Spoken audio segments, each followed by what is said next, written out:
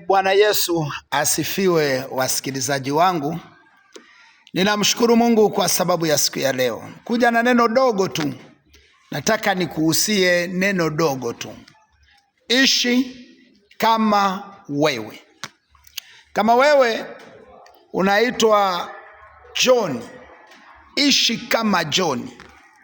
Usijaribu kuishi kama watu wengine. Nisikilize, usijaribu kutengeneza future yako, maisha yako kama mwingine anavyotengeneza maisha yake.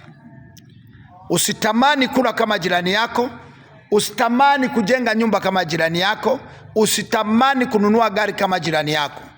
Tamani kujenga nyumba kama yako, tamani kununua gari kama rako, tamani kuishi maisha kama yako.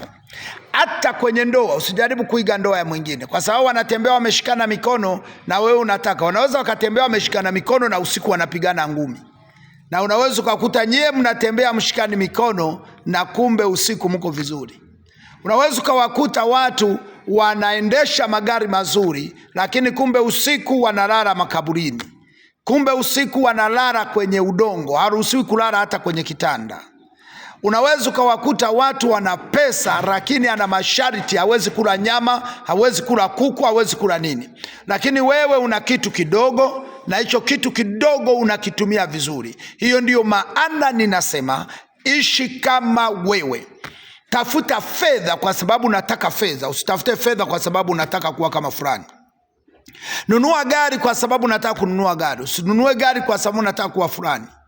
Usishindane na mtu yeyote. Ishi maisha ya kumpendeza Mungu. Usijaribu kuishi kama jirani yako. Haujui mafanikio yake yametoka wapi. Wengine wana mafanikio ya kuua watu, wengine wana mafanikio ya kuiba, wengine wana mafanikio ya kulala kwa waganga, wengine wana mafanikio ya Freemason na matambiko. Lakini kama utaamua kutafuta mafanikio wewe kama wewe, Mungu atakufungulia milango na utafanikiwa. Kama utatafuta kila kitu utakifanya wewe kama wewe, naamini maisha yako yatakuwa kama wewe. Ishi kama wewe, barikiwa kama wewe, muamini Mungu kama wewe, abudu Mungu kama wewe, tafuta uwepo wa Mungu kama wewe, achana na mambo mengine. Ndugu yangu, nataka nikuombee, lakini kabla sijakuombea nifanyie kitu kimoja. Nenda YouTube, fungua Maisha Bora TV, subscribe, like, share.